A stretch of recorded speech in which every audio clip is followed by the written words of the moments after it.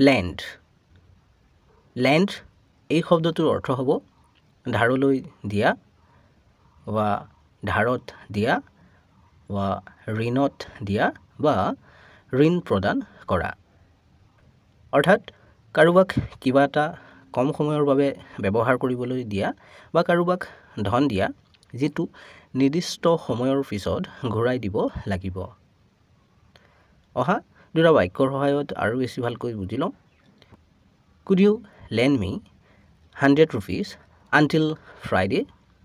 তুমি মোক শুকুৰবাৰলৈকে 100 টকা ধাৰলৈ দিব পাৰিবানে?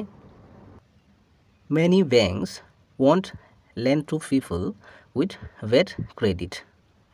বহু বেংকে বেয়া ক্ৰেডিট থকা মানুহক ঋণ নিদিয়ে চেনেলটো ছাবস্ক্ৰাইব কৰি ল'বা কাৰণ এনে ধৰণৰ ভিডিঅ'বোৰ ইয়াতে পাই থাকিবা